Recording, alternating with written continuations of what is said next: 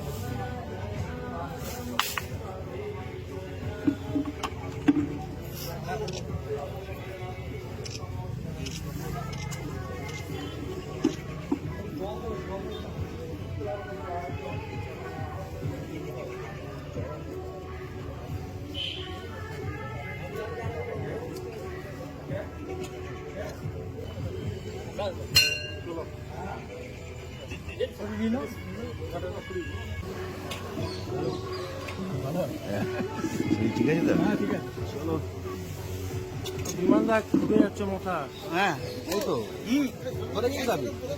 আসুক এখানে আসুক বিশ্ববীজ নিখিল ভয়হর পঞ্চভক্ত ত্রিনেত্রম সচন্দন পুষ্পাঞ্জলি রাড়েশ্বর শিবায় নমঃ।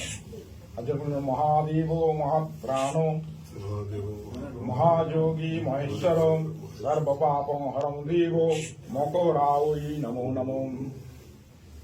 আচ্ছা মন্দিরের প্রাণ প্রতিষ্ঠা আগামী 22শে জানুয়ারি হবে। তার আগে ভারতবর্ষে আর ইন্ডোনেশিয়াতে, মালয়েশিয়াতে, কম্বোডিয়াতে বা যেখানে যেখানে মন্দিরগুলো আছে বা পূজনীয় স্থলগুলো আছে, সেই পূজনীয় স্থলগুলো পরিষ্কার পরিচ্ছন্ন করার একটা সংকল্প হয়েছে। আমার লোকসভা কেন্দ্রের মধ্যে এই রাড়েশ্বর মন্দির আড়ায়, এটা একটা প্রাচীন মন্দির যেটা আর্কিওলজিক্যাল সার্ভে অফ ইন্ডিয়ার তত্ত্বাবধানে সুরক্ষিত আছে। সেখানে আমাদের এলাকার বসবাসীদের আগ্রহ হলো যে আমরা যাতে এখানে এসে পরিষ্কার পরিচ্ছন্ন করি আর ঠাকুরের জন্য একটু ভোগ লাগাই। তো আজ সকালে এই রাড়েশ্বর শিব মন্দিরে আমরা এসে সেবা করলাম, সেবা করে ভোগ লাগালাম আর প্রসাদ বিতরণ করা হলো। এরপর আমরা এখান থেকে সাগরভাঙা গ্রামে যে মন্দির আছে ওখানে যাব, ওখানেও এই সেবাটা করব। এই পরিকল্পনাটা চলছে আমাদের। আজকে আর কালকে হবে।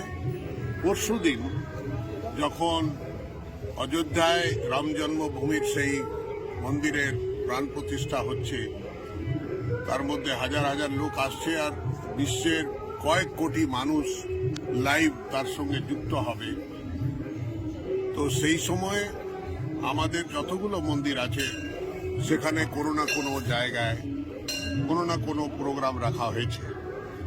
তারপর যদি দীপাবলির মতন প্রদীপ প্রজ্বলন করা যেতে পারে ভালো কথা, যদি তত ব্যবস্থা নেই তো অন্তত 5টা প্রদীপ প্রজ্বলিত করে আমরা প্রার্থনা করব সমস্ত মন্দিরে। সকাল থেকে বিকেল অবধি কালকে এই কার্যক্রম সমস্ত মন্দিরে হবে। ওখানকার গ্রামবাসীরা আর ওখানকার বসবাসীরা যারা ঠাকুরকে মানেন, তারা যে কোনো ঠাকুরকে মানেন, কিন্তু তাদের বিশ্বাস আছে যে রোম রোমে রাম আছে আর ওনার ছাড়া আর কোনো গতি নাই। তাই ওনার এই প্রাণ প্রতিষ্ঠা প্রোগ্রামটা যাতে গ্রামে গ্রামে, গঞ্জে গঞ্জে, গলি গলিতে হতে পারে তার ব্যবস্থাটা করা হচ্ছে।